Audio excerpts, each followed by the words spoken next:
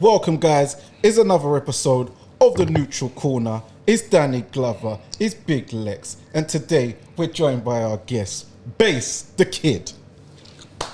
Oh, go on. Welcome, guys. It's another episode of the Neutral.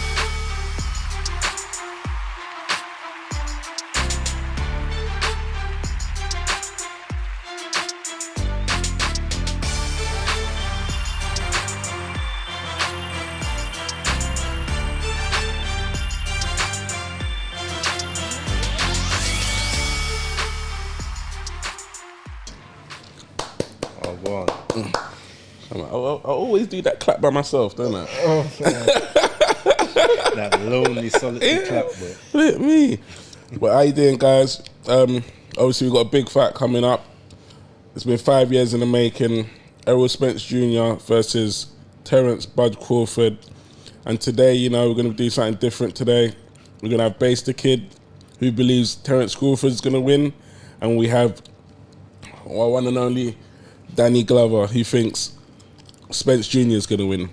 So, we're going to have a nice, friendly, sparring session of how we think each fighter is going to win. Ain't nothing going to be friendly about it. Shit, God. So who's going to start? Who wants to throw the first jab? Well, all right. Let's start here. Obviously, you guys must have seen their workouts yesterday. yeah. Errol's one was yesterday. Terence was the day before. But must have seen both their workouts. What did you guys take from it? We'll start with Danny. What did you take from Errol Spence's workout? Errol Spence, usual workout, very methodical, throwing his usual shots, looking strong. He looks focused and ready. I see he's going to keep the hair now, but he's fixed it up a bit with a sponge. But he's looking strong. He's looking very ripped and strong. I'd say he's looking very well. Terence Crawford looks fast. He's working on more snappy shots. I think that the Bo Mac thing with the little drum, that was useless. What he was doing, that he just needed to get out of there. The other two coaches were much better suited. You talking about when he holds the ball? Yeah, but no, it was the circle drum. It was just, but he wasn't even doing it properly. He's meant to be having it out, but he's got his problems or whatever. So the other two coaches, they looked better. But yeah, he's looking fast. He did. I don't know how ripped Terence is. I saw a photo of it, but he had his tee on. But yeah, good public workouts from both. Big up Ashley Theophane, who sponsored the show, Treasure Boxing Club. He was out at the workout yesterday for Errol the True Spence. I see him with Derek James, and I saw him on the video in the media workout. So big up to you, man. Bass the Kid, same question to you. So, I didn't actually see, all of both their workouts. I haven't watched them all in full yet. I've had a busy few days. Seeing bit of glimpses. I've seen some clips of both. And I saw Terence looking as focused and as menacing as he usually does. To me, from what I saw, there was less fun and games. He sometimes would like to have a bit of a laugh. I didn't really see much smiling from him on this one. So it felt like he was dialed in. In terms of what I saw of Errol, I ain't gonna lie, I wasn't too impressed with what I saw. Purely it looked like his reaction time had kind of slipped a little bit. He didn't seem as sharp as I've seen him previously. And I think we've all seen now the clip of him getting clapped in the head by Derek James with the pad, and there's no thought process apart from just to block to block and then reset 4 seconds later. And to me, I'm like, okay, it's cool. It's a public workout. It could be quote unquote the art of deception, but I don't think Errol's that smart. I don't think he's smart enough to really have that. His mindset and his game plan is the same thing. So if that is what he's doing in the public workout, when it comes to the fight itself, all it's going to take is one moment for him to have that switch off moment, and it could be a problem. So right, hold that thought. We was talking about workouts. That's what I'm talking about. Yeah, all right.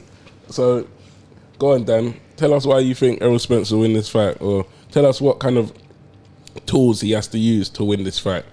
Errol Spence, the reason why I believe he will win this fight, I just believe he is the stronger man. And I think that once he gets on the inside, it will be difficult at first because as you know, there's been clips even showing it as of late.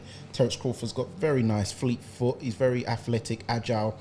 He's 5'8", but his body dynamics, you would think he would be taller because he's got long arms and long legs. Wingspan. Yeah, long arms and long legs for his actual height. It's a strange one because he's got a 74-inch reach, which is a long reach for someone of his height. So he's very agile and a bit gangly, even though he's not actually that tall. So it will be difficult at first for Errol to get on the inside. But as we know, Terence does tend to start a bit slow. So Errol should try and use that to his advantage and nick a couple of the early 2 rounds. And then I imagine Terence will probably win like 3, 4, 5. Probably be 3-2 up after 5. And then that's when Errol will start to get to work and start to break him up on the inside. And I noticed Terence, for all his great attributes, he does get clipped. And when he gets clipped... Wait, we're going to get to that. Let's just stick to the tools. The tools we think Errol Spence will use to win. Because, we got a long fight here. What about you, Base Kid? What tools do you think Terence Crawford will use to win this fight? Well, first things first. So, the better ring IQ. That's the first one. The quicker foot speed. Second one.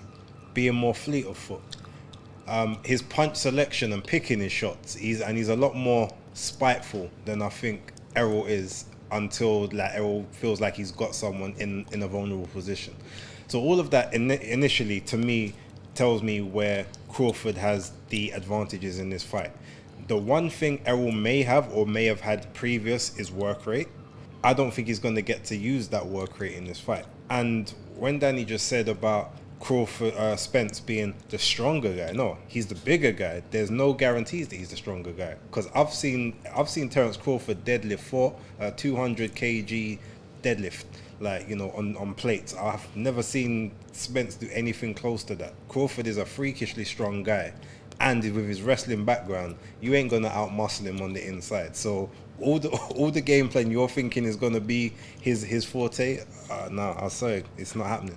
Well, as we know, there's more components to lifting weights than just the deadlift. As we know, there is the bicep curl, there is the bench press, there is also the squat in the legs, and I think that Terence's legs, I'm not really sure. I guarantee you, Terence will combine Spence and all of that stuff. Okay. Obviously, there's no proof to this, It's all theory. Theories and stuff. Okay, so what do you think Errol will take advantage of Crawford to win the fight? The first thing he will take advantage of is the pretty obvious, the slow start. So he'll have to start fast. Also, once they're on the inside, Terence, he likes to catch you on the end of the shots. So he likes to try and loop them. Errol has to stay really close, and I think he will take advantage that Terence can't work as close up as Errol can. So that is his inside fighting you're talking about. Yeah, but Terence can inside fight, but when we're talking like real close phone booth quarters and the relentless body attack, head and body, I also think that Terence, he has some vulnerabilities to the overhand right. He gets caught with the overhand right quite a bit. We saw Avenetian clapping with it. We've seen, Sean Porter clapping it. Obviously, we're talking about a boxing match, so you can't go out in the rain and not get wet, even if you've got an umbrella on. Mm-hmm. But I just feel that Errol Spence will take advantage of these situations. So why are we talking about him getting caught with an overhand right when man's a southpaw? I was thinking that as well. I won't lie, I was thinking, but the jab is still there. No, but the jab, but he can turn it over, because if there's a shot where you go like that when you chop it over like that. And have we ever seen Errol Spence do that overhand chop? Look, here's what I'm going to say, right? With regards to it, if we talk about being on the inside, all right, cool. That's probably going to be Errol's best part. Taller guy, shorter arms, so it makes sense to stay closer. But let's not forget, Kell Brook, did he not get taken out with the 1-inch punch from close? Like, it was that not on the inside? Yeah, the chopping jab that I was talking about. Yeah, but that was from that southpaw stance. Yeah. Yeah, but you see, that's Crawford. Basically, it was a 1-inch hook. Like, there was no trajectory, and that it was a straight turnover. I've never seen Errol Spence do that, but I've seen Crawford do it. I've seen Errol do it, but it hasn't had that same effect on an opponent. I'll give you that. But let's remember that So we're saying they ain't got the same power. Is that what we're saying? No, what I'm saying is that Kell Brook hadn't made the weight in 3 years, and he was very weight drained. And even Dominic Ingold didn't want to go out there because he knew this was a washed up fighter. Wait. 160 to 147. What question did I ask you? The disadvantages that you'll take. Yeah. So, what advantages would you say Bud has over Spence? Again, as we said earlier, like his foot speed is one. So you've got to be able to be in position to land the shots that you want to land, right? If we look at the match, even though it's not an exact parallel, but if you look at the match that Errol Spence had with Sean Porter, the fact that he was very slow-footed, pretty much very flat-footed, allowed Sean Porter to be able to spin and turn off of him. Sorry to cut you off. I don't know if this matters, but I remember him saying that he wanted to beat Sean Porter at his own game. So I don't know if that played a part in it. Yeah, but you got to leave that for me because we could get to that, because I promise you that's the stupidest argument he's ever made. The second stupidest argument. I'll tell you the other one when we get to it. Okay. But going back to that, so if you look at, basically you had Sean Porter being able to spin, pivot and turn around Spence because he wasn't quick enough of foot.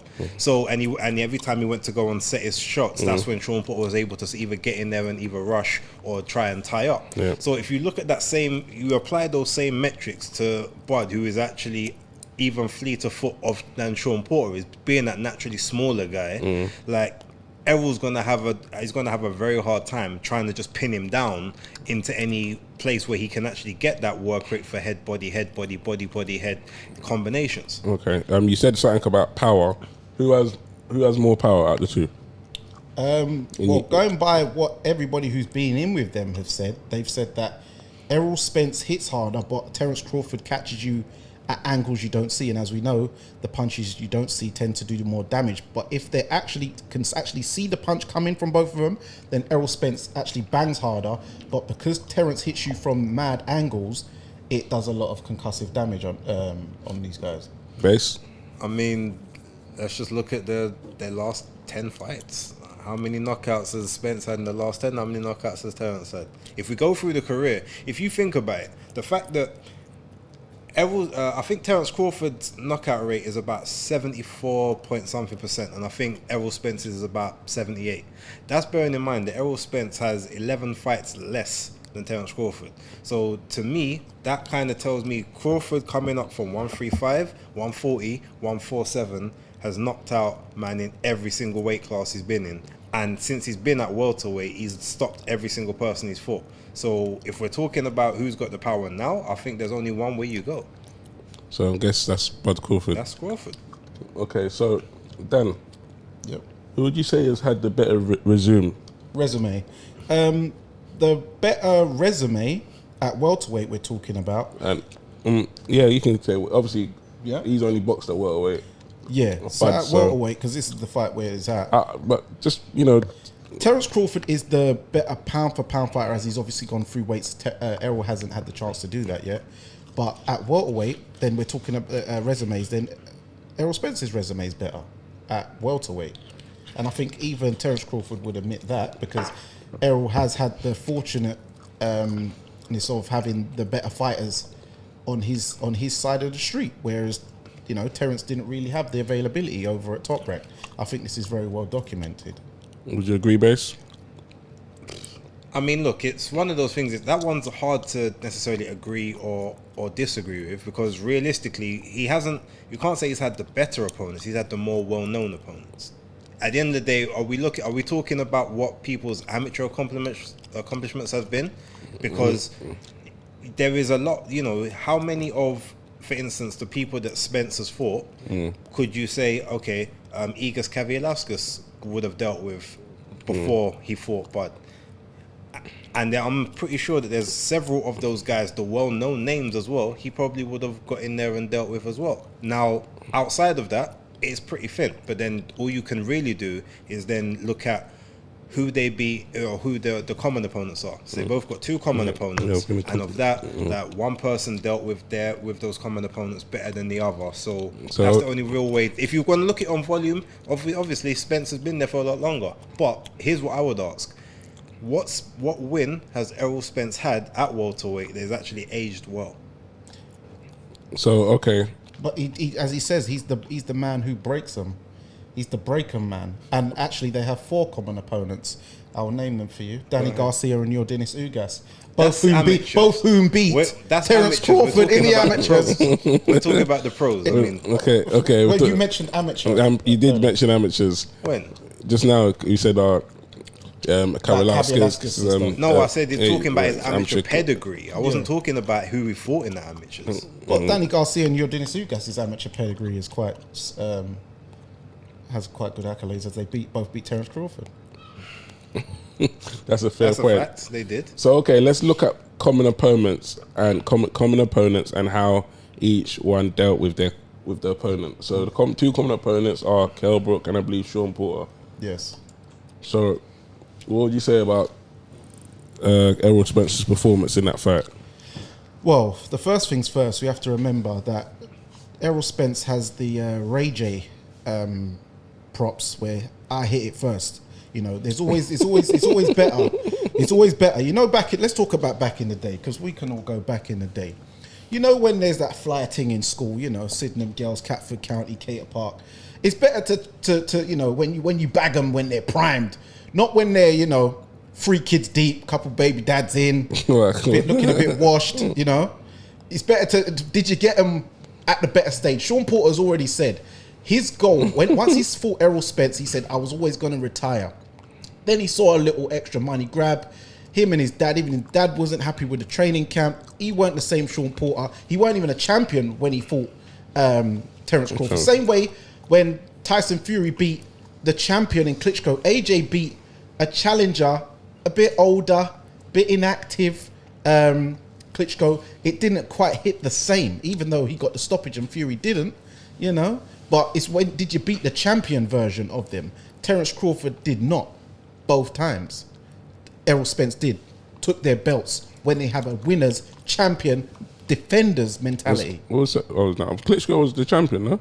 Yes, and I'm talking about Kell Brook and Sean Porter, both champions as well. No. When they fought Errol. Yeah, but no, I mean, when he fought AJ, when Klitschko had the WBA. No, that was a vacant title. Okay. It was a unification, it was a vacant. Okay. So he was the challenger because he was waiting for the rematch with Yeah. Fury. So, common opponents. How did you see how did you see Bud deal with Kell Brook and Sean Porter? Did you feel that, you know, like Dan said, it was always good to Well, look, here's the thing. hit it first? To a degree, no, you know what? To a degree, it's right. It's right. You want to be the first one to get in there, but we all know there's a lot of women, right, whereby you got them when they was in school, and they leveled up. Well, let's look at Kell Brook for instance. Right. So I don't think he leveled up though. We're gonna find out. We're gonna find out right now. So okay, prior to the Errol Spence fight, what did Kell Brook do? He had a fight with Gennady Golovkin. Right, at 160 pounds, right? 2 weight classes above where he should have been. Got his eye socket broken in the 5th round, right? So a guy that we already knew was notoriously found it difficult or was like making it harder to make 140. He's gone up to 160 now, right? Eye socket bust. 8 months later on, comes back down to 147 that people already know he's kind of tight at the weight. Fights Errol Spence, actually gives Errol Spence the business for the whole first half of that fight. No, he didn't. Yes, he did. I watched the fight again the I other watched day. it recently because I heard you say it, and He gave him the business. He was jabbing over the top of his jab. As a southpaw, you're not supposed to get jabbed over the top of. He was giving him the business for the first half of that fight until he started to gas. All of a sudden, Errol Spence applied the pressure like he normally does, broke the other eye socket. Right. So therefore, we could say he was damaged goods. Right. Titanium in one eye, other eye broke. Now you had titanium in both. Right. Now you got Terence Crawford. Okay, so you've got a slightly older, a bit more of a worn fighter now in Kell Brook. But guess what? came off of three back-to-back victories. So Errol Spence fought the brother coming off of a loss. Terence Crawford fought the brother coming off of 3 back-to-back victories. Against who? Which one do you think is the better version of the person? Lex. No, what you're saying does make sense, but the only thing I'll counter with that is he didn't go there with his trainer. And He just didn't go there with Dominic Ingle. He had a different trainer at the time.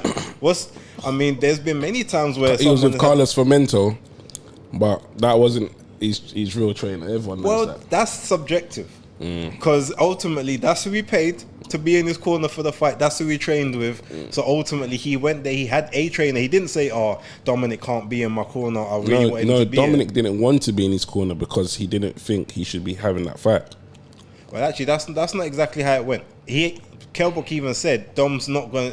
We're not going to do this one together. I've got other plans." That's what Kell actually said. And I do remember hearing Dominic say he didn't think Kell should have. He said he wasn't happy with the time frame, and Kell said, "Well, look, I need to take this one, so I'm going to do what I'm going to do." But he didn't say, "Oh, well, seems like a money grab." I didn't need Dom. No, what that was is Kell Brook didn't want to pay Dom that 10% trainer's fee, but he just wanted to get the money grab, So Dom didn't believe in the work anyway, so he didn't think that was the right. If Kell Brook had said, "Look, I need you in the corner. Here's you're gonna get paid," Dom would have done it, because to him he said, "Oh, look, he's gonna be he's gonna probably have a better opportunity if I'm there." But Kell said, "It's fine. I'm good. Don't worry about it." And that's basically what happened. So ultimately, he went there with the trainer he wanted at the time, and got stopped in 4 rounds. So whereas it took Errol Spence 10. Okay. After a broken eye socket, down from 160 what about pounds. the Sean Porter victory then? Well, did Errol Spence stop him? No. Did Terence Crawford stop him? Yes. Did Errol Spence say after the he said after the Errol Spence fight, he's like, I was thinking about retirement, but Errol Spence didn't give me the feeling that I was looking for to feel like I didn't have anything left. He said, I got in the ring with Terence Crawford, boom, I felt it. I realized I was good. It was time to let go now. That's what he said. He said Errol Spence didn't give him the feeling he was looking for. That doesn't sound like someone that breaks guys. He gave the dad the feeling though, because the dad weren't really feeling that camp. So the camp was already dead. So Errol gave him that feeling. He gave him that feeling. Did he? The camp gave him the. What feeling did he give him? It was a split decision. But he literally the knockdown in the 11th round was what won Errol Spence that fight. And he got dragged into the trenches against a guy that you didn't need to be in the trenches with. And why is that? Because he can't change it. He can't do anything different than what he does. That same exact fight that Porter tried to put on Crawford didn't happen. But Porter was winning. Huh? Nah, he wasn't. That's what his coaches said. Yeah, it was people on the outside. That was Timothy Bradley. It was people on the outside that said the coaches said it to him. Oh, you're It losing. wasn't it wasn't the coaches. It was Timothy Bradley, because he weren't listening to his coaches. You heard Bermack saying, "Yo, Bird, are you listening? Yo, Bird, are you listening?" It was one of his boys on the outside. It was Timothy Bradley. They said you're down. It was Timothy Bradley helping his mate. And as soon as he said that, remember, as soon as he said what they think he's up, boom, what happened next round? Done. Match over. So that tells you right there, when it comes to someone who can, make those adjustments and make them on the fly, there's only one person who can do it.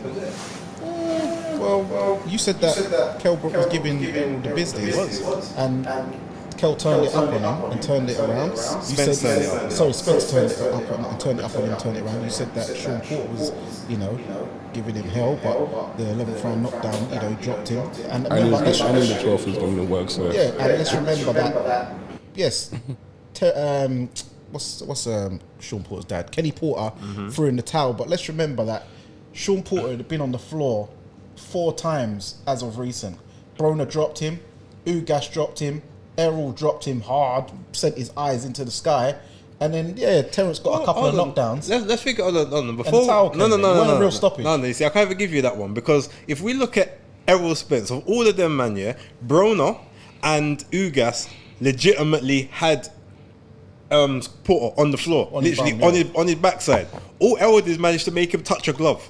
So we can't talk. And then when it came to Terence now, no, down twice, heavy on the ground.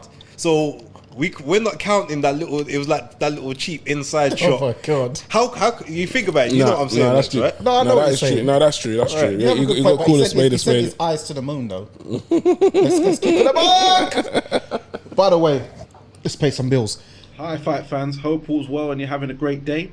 I forgot to add and mention that we are doing a competition to win some artwork made by our good friend Patrick J. Killian, who is flying out to the Errol Spence Terence Crawford fight, and he has done a big massive artwork piece for the fight, but he's given away some small prints, and one of the prints we are giving away on our show on the Neutral Corner podcast at Fight Fan TV Live. So for a chance to win a piece, here is how you enter. First of all, you have to be subscribed to Fight Fan TV Live on YouTube and follow the Instagram page. On the post we do, you have to make sure you click like and share into your story section. Also, you have to be following Patrick at Killian Art, so it's KILLIAN_ART on Instagram.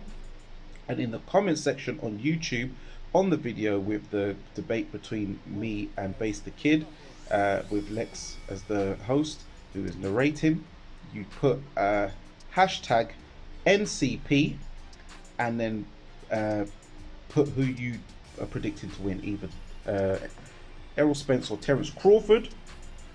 And also on the Instagram page, you put hashtag NCP and then tag a friend. NCP, tag a friend on the comment section on the Instagram post, and on the YouTube section comment section you just do hashtag NCP and then put Errol Spence or Terence Crawford, or put Bud Crawford or Truth Spence or Spence or Crawford, and and the competition closes on Sunday the 30th at midday. Sunday the 30th at midday, so it'll be after the fight. So that's how you enter. Also, in general, be sure to follow Patrick Killian on Twitter at Pat_KillianArt. Also subscribe to his YouTube channel at Killian Art, and also make sure that you're subscribed to Base the Kid at Base the Kid, the hardcore casual. But if you type in Base the Kid, it will come up as well. So make sure you're subscribed to his channel on YouTube, and also follow him on Twitter at Base the Kid also. So yes, good luck guys, enter, and best of luck, and let's get it, enjoy it. It's fight week, Let's baby. pay some bills. Shout out to Ragatonic, sponsor of this episode, with the new flavour Blue Raspberry Tonic. Yeah. It's an amazingly smooth raspberry flavoured premium tonic drink. One taste, one love. You know where it is. So yeah, and look out for the big bottle coming soon of the big white spirit. We'll be having that on there. Yeah. So yeah, how's it tasting, guys? No, it's actually nice. I'm the only one that's nearly finished. Oh, yeah. I've been a bit heated. But let's give some background history on this fight, by the way, because shout out to True Boxing Media. Coach Malachi Williams, I think you would have seen this when he did an interview on his with Rick Glazier, when he was talking about with alhaymon. When alhaymon was talking about no fight in history has ever been made with negotiations been done with fighters in the room, and then Rick Glazier was hit there to dispel that myth. He spoke about first that Marvin Hagler's Sugar Ray Leonard was in Bob Arum's office. Sugar Ray Leonard was on a speakerphone conference call with his advisor on both ends. Deal was struck in a record time of 1 hour. Both were told their purses and they were both very happy. Also, Joe Calzaghe versus Roy Jones was done over a conference call. Joe Calzaghe was in Wales, his attorney was in England, Roy's attorney was in Chicago, and Roy was in Florida. There was no Zoom calls those days, let's remember, and the deal was done in 1 hour and 30 minutes. Neither guys got guarantees. They co-promoted the show and they both made 4.1 million apiece. That's Joe Calzaghe and Roy Jones. The only big fight in history with no guarantees. And guess what? Rick Glazier was the matchmaker, funny enough, for that show. So yeah. Because also we have to get back to the also a big topic of you didn't believe that Errol Spence was going to take this fight, and you thought he was ducking and diving. And I said to you that remember I gave you the free fight plan, which he said on Twitter, and he stuck to it. Did he not? Well, here's the thing. You might say he stuck to it, and yes, on paper it looks as if he did. But here's the question: what other alternatives did he have? See, if you check, right? Keith Thurman? No. If you check the history, because the Keith Thurman fight was actually there, and it was ready to be done. You know why that fight never happened?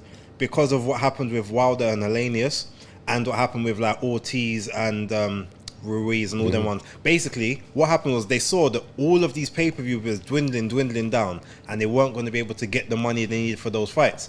The IBF mandatory was about to be called, and obviously Boots was up in the IBF. So at that point, you've now got, so you've got that who you already know that's going to be a torrid time, and you're not really going to get a huge amount of money for that.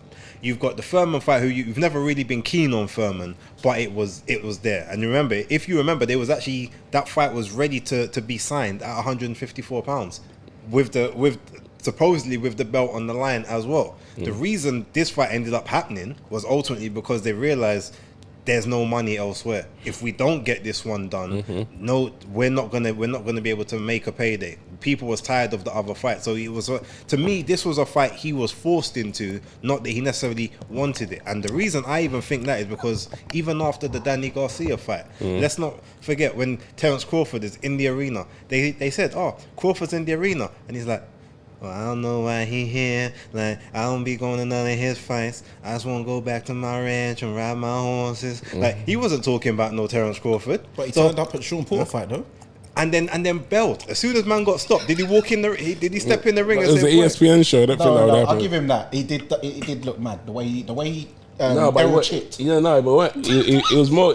What looked like to me is more pissed out at the stoppage. And he thought, "Oh, this is garbage," and just left. He made it that way, but I'll give it to Base. The chip was nuts. The chip was nuts. That was crazy. Yeah. And if you think about it, remember, because Spence, and even we can tell from 5 years ago up until now, literally up until maybe the end of last year, PBC, whether it was Spence or not, I'm not going to put it all on him, but PBC did not want Crawford anywhere near Spence. And you know the way you know that is, remember when they even did the welterweight title list. Yeah, they left.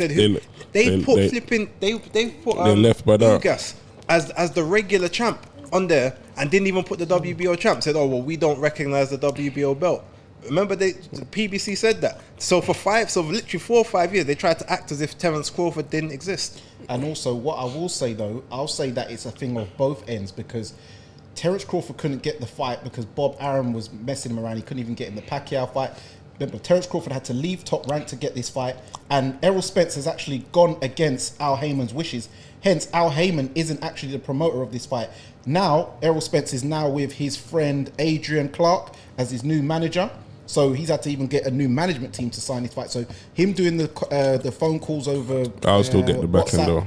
WhatsApp or whatever with the live with Terence Crawford, he went against Al Haymon's wishes to get this fight. So they've both had people holding them back from this fight, I believe. But in my personal opinion, the Pacquiao fight, that was integral part, because Bud tried to get that fight before Spence, if I believe, and that would have held stuff up.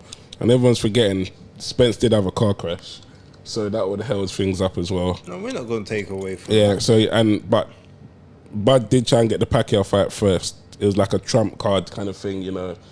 But when he tried to get that was the time when Errol was in there with Garcia. So he's like, well, ultimately, what do you want me to do? Just hang around. Yeah. So, and then they were trying to trump each other. Obviously, Spence was going to fight Pacquiao, but he had the retina issue, and then he came back for Ugas. And then, like he said, after the Ugas fight, you know, everyone knows who I want. I want Terence Crawford. So, you know. The thing is, even when he said that, let's not forget, when he said that, how long after that did it take to even materialize? They literally tried to give them no guarantees to stop the fight from happening. The own promoter, the black guy whose name I don't remember off the top of my head, he even said Sam Watson. No, not him. But anyway, the guy was like, we don't even we can't even really offer Crawford the money that we or he's gonna feel he deserves, or we feel he deserves, because due to piracy. He's a bald head. I think I know you're talking about. The bald head guy. Yeah. So all of that is like literally telling you. Brother. No, not Bill. They was telling you that was the reason why. But during negotiations, is it true that Terence Crawford had a fight that he didn't even tell Spence about, or didn't tell that was in the pipeline, and he went to go and have a fight with Avenetian? No, it wasn't. No, what happened was he got his, obviously, the deal with the BLK Prime and all them man there. So that was the situation. And he went and proposed that deal. He said, look, boom, 50 million, because we can't even really trust the pay-per-view thing. Let's go. That's 50. That's guaranteed money right here. Yeah. And then Spence starts talking about, oh, but who's it from? Blah blah blah. And we say, oh, well, go speak to Al. Go speak to Al. And Alhaymon said, I'm not letting anyone else touch this fight. And then Alhaymon said that we're gonna do this fight is not happening this year. It's gonna, if we do it, it's gonna be next year, right? At that point, Crawford said, okay, well, if we're gonna be doing it next year, I need a fight for this year, so I'm gonna go handle that. And then that's when Alhaymon even said, if you take a keep busy fight now, the fight's off. That's what happened. Yep. So literally within that, and then Crawford even said, "Was like, hold on, you're not gonna hold me up, because I can't even guarantee that this fight's gonna come off. You can't even guarantee me money right now. So ultimately, I'm gonna go get this big bag, this 10 million, to go and take care of this light touch to keep myself active, and then we'll come back and we'll revisit it next year, because you already said we can't do it this year." Remember, that's the reason why it didn't happen last year. They said it's gotta be next year. But to my knowledge is that they didn't know this fight was going to take place, like, until like them. No, close, not that he told them, but they didn't know till closer to the time. So it wasn't a thing where like they knew 2 months out, or they knew start a camp or stuff like that. It wasn't. But it wouldn't have mattered, because they already said this fight ain't happening until next year. So if this guy ain't been in the ring since November 2021, and he's saying to you, okay, well look, we can do it this time, and they're like, no, we ain't got the budget ain't right for it right now, so we're gonna have to push it back. So he's like, okay, well, if you're gonna push it back till next year, I'm gonna take this fight now. Ultimately, if you're telling me February, March, what's the problem with me taking a fight in December? Why should I be inactive for you? Because ultimately, the only way our stuff doesn't conclude is if I get beaten or if I get injured, right? So at that point, if he was to get beaten or get injured, then you say, oh, well, it's your fault that the fight's not taking place. But he's like, well, no, I want to keep busy. Okay, and fair enough. I will say that the next year thing is true, because as we know, Floyd Mayweather, who is in the know, he said that it was going to be this year, even though a lot of us didn't believe him. But I guess he is more in there than a lot of people know. But shout out to Tom Brown, he's the one promoting it, and Terence Bud Crawford Promotions, and Man Down Promotions are also joint venture. What's his name? Tom Brown always. He's Alhaymon's frontman. He does all of those PBC promotions. The frontman. That's what he. All of them are TBG promotions. Yeah. So so Heyman is still in this fight. It's just that they didn't have a. Is he though? Yeah, he's still there. Like, he is PBC. It's his company. You can't. Yeah, Alhaymon always get the can't back get end, him out of there. Trust me, you can't. So, Okay. yeah, man, and Errol wouldn't even do that to Al. He's got too much respect for him. But he's got a new manager in his break. Yeah, that's. But that's management. That's not promotion. That's not his promotion. Okay. Like, even Man Down Promotion, like, what, he doesn't have any fighters. It's literally it's a. No, he's got Frank Martin. No, Frank. He manages. He's not like he doesn't promote him. He's still promoted over TGB. Yeah. If you check it. So also, I wanted to touch on, because I remember this conversation came up. You was asking about what punches has Errol Spence ever been in with. So I wanted to bring a little list. What, people that could actually bang? Yeah, people that could actually bang. Knockout artists, or just got power? What are we talking? Power guys, innit? So the first one is Francisco Castro, 27 wins, 23 KOs. That was early in his career. Yeah. Kell Brook. Yeah. I'll give you Brook. Yeah. And this one we've been debating about, but I'll still give it, is Danny Garcia. Yes, the main knockout forces was at 140, but at 147, he did take out Brandon Rios, he took out Samuel Vargas, and he did hurt Porter and Furman, and he took out Malignaggi, all at 147. Yeah, no one wants to get hit by Danny. And he does have that baseball swinger. So what I wanted to know... One world class... I wanted to know what punches has Terence been in? Well, Cav Velasquez was a noted puncher. Can I ask you a question? Go ahead. In the Cav Velasquez fight, did Terence Crawford get dropped, and it weren't counted? Probably. I mean, I've seen it several times. It's kind of inconclusive, but I mean, I haven't got an argument. If someone says, "Yeah, he got dropped," Yeah, but what do you think? No, if you've seen it, it can't be inconclusive. Either he didn't. No, or he because didn't. the thing is, I saw there's a shot in there, and then I did see almost like it looked like a bit of a pull down afterwards, but there was a shot that connected. So when I look at it, I can say either or.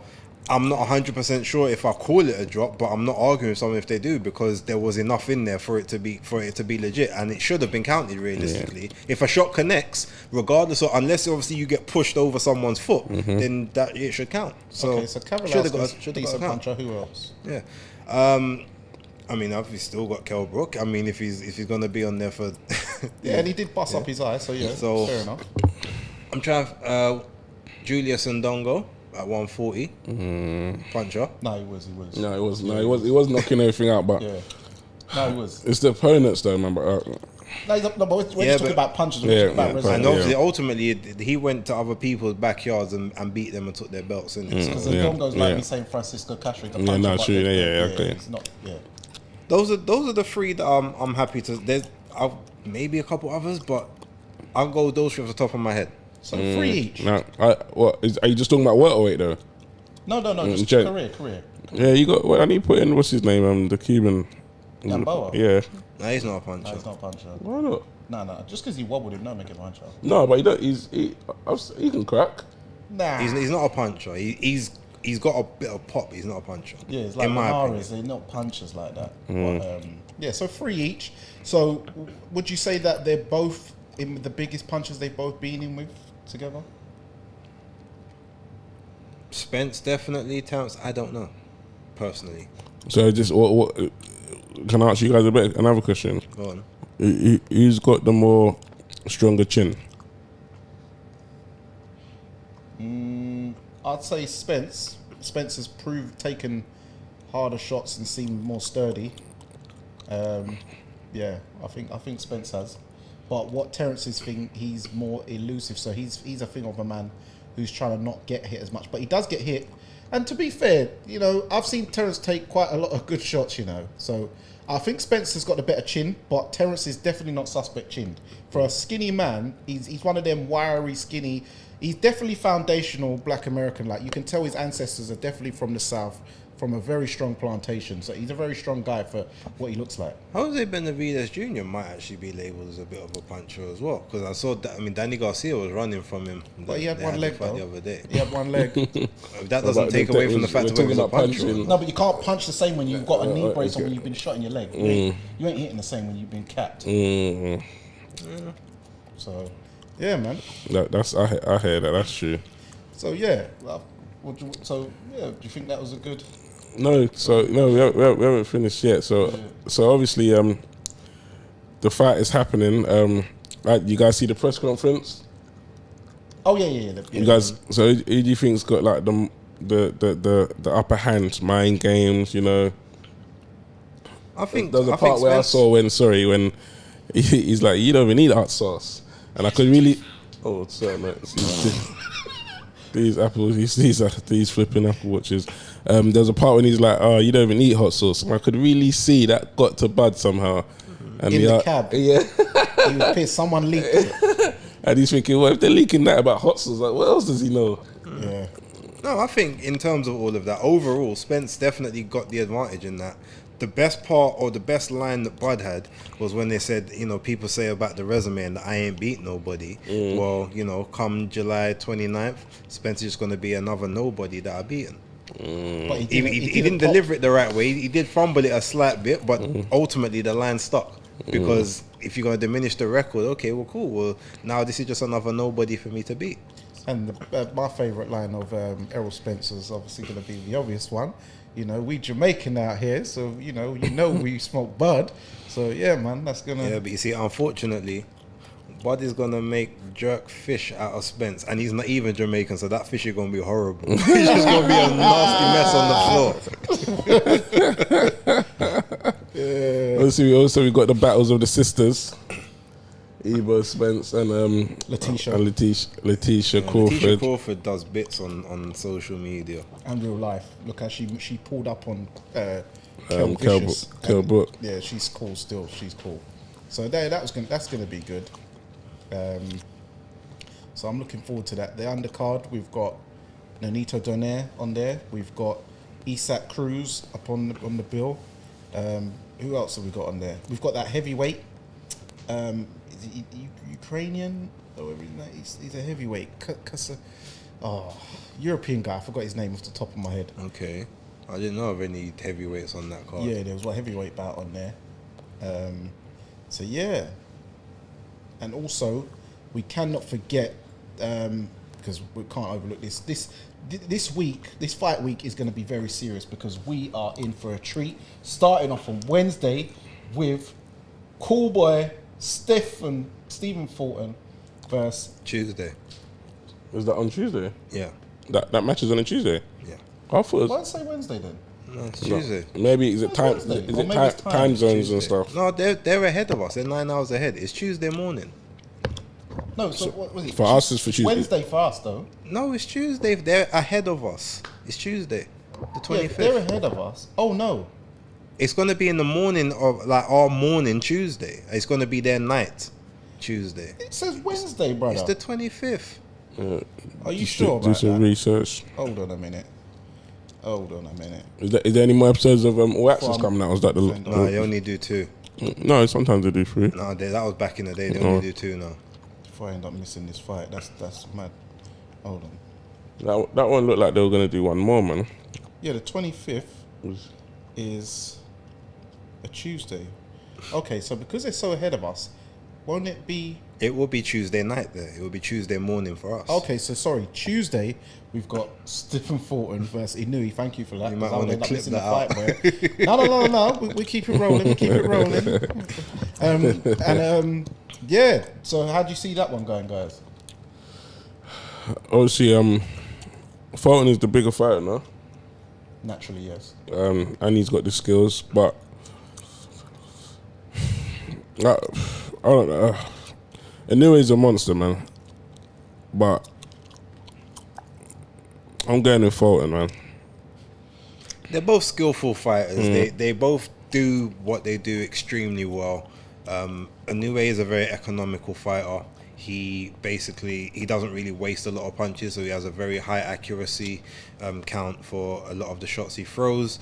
The big question is, does the power translate up to 122? I think it does, but I think that Inoue is going to win on points. I don't think Fulton is going to be... I think he's going to be a live dog in the first half of the fight, but I just don't know if him still making 122 when the plan was to move up a little while ago. I think that's going to catch up to him. Plus being in a foreign country, different dietary requirements, there's a lot of different things that get into it.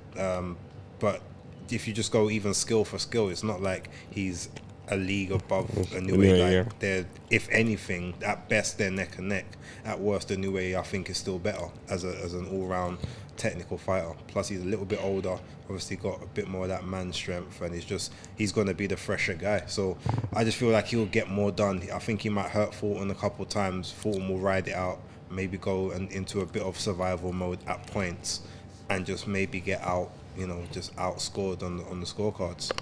Yeah, I think Figueroa, the way he hurt Stephen Fulton, put him in a bit of bother quite a few times. I think Inoue will do the same. So I'm seeing it as, Stephen Fulton's got the skills to go into survival mode and see out the fight. So I've got Inoue on points as well, and potentially late stoppage. But I think more so, if Paul Butler could run and duck and dive for that long, then Stephen Fulton could probably hit that final bell himself. So yeah, but also. Lastly, we got to have this on camera now. Base the kid. He's very confident. So, what is your prediction for Errol Spence, Terence Crawford? Crawford inside 9 rounds. I've not wavered on that in the last several months. And I've got Errol Spence in the 10th. So you're both going for stoppages? Yes. Okay. And Base the kid. First time he's told me that, by the way. Oh. Yeah, I'm going for the 10th. I'm going for the 10th for Errol. Okay. And Base the kid. He's made a wager with me. How much is the wager? 250. Oh damn! 50 quid. And, Wow. and here's how special the wager is. The wager is not that who wins, for me anyway. It's that Errol Spence gets knocked out by Terence Crawford. So even if he wins, and he doesn't get the knockout, I still got to pay him. That's how confident I am. So if- Oh, so my if Errol- days. Errol loses on points, I still get the 250. So yeah, that's how confident. Come on, man! You can't be taking that, man. No. I will give him the money. You can't be taking that, man. Nah, man. Trust me. If man You're doesn't do not- the you're- job, I didn't say to- I'm the one. I proposed. Okay. I ain't rating that though. No, but I won't it's be gonna rating win. that. But If we're gonna have it. if Bud gets the victory and he doesn't get the knockout, I won't be rating that. If you're taking the P, it should be a mano bet. No, Alright, no, cool. that's Okay. funding my post trip to Usyk vs Daniel Dubois. Thank you very much. Well, nah, he's just gonna have £250 less spending money. That's all. Oh my god, I'm gonna have to end up on goulash rather than steaks. I have to. But that's how confident I am. I've been that confident for years. Like it's unwavering. It's not even about the win. It's the stoppage. He is going to stop him inside 9 rounds. Damn. Wow, that's deep. Damn. That's deep. Damn. But nah. Well, no one's asked me. I'll tell you. Obviously, everyone knows I like Bud as well. But with this fight, I've always said I believe Errol Spence will win. I'm gonna stick to that. You know. Wanna make a wager as well? No, I'm not a gambling man, you know. But Okay. not that I'm not the reason I don't believe in Spence. The reason I'm not gambling, but yeah, I believe Spence will just. I believe Terence Crawford hasn't seen this kind of style where the pressure just keeps coming and coming, and also Spence is a basic. yeah, very Straight line fighter. he is straight up and down. That is true. It's very easy to work out if you've got a good boxing brain. That is true, but well, people say Spence hasn't got no IQ, but I believe doesn't. No, I didn't say he ain't got that. He's very good at what he does, but he's just very basic. He doesn't change. So Right. if you know what to do, like ultimately he's gonna do the same thing. If you switch up on him, he's still gonna do the same thing. And the question is, can that same thing continuously be effective? So yeah, we'll see. Inside 9, just remember that. Okay, guys. But sorry, I said then. But yeah, like I said, pressure bursts pipes, and I believe the pressure will get to Terence Crawford. Cool. Okay, well that was a nice, good debate, and I hope everybody's looking forward to fight week. It's going to be a great one for the ages. We've got Tony Pugilist out there with Killian and Clyde, and some guys are going out to Vegas for the fight. So yeah, big ups to them guys. Make sure, Pugilist Tony, you get me my strap season shirt because I'm going to be needing that. And yeah, it's another one. It's another episode of the Neutral Corner. It's proudly sponsored by Treasure Boxing Club. Episode nicely sponsored by Ragatonic. Make sure you hit them up. We're going to get you a discount code in future, so you can get some discounts off of these beverages. And yeah, so it's Danny Glover, it's Big Legs, and we've been joined today by the one and only, my boy from Day, Base the Kid. You know what it is. And always remember, guys, persistence beats resistance. Yeah.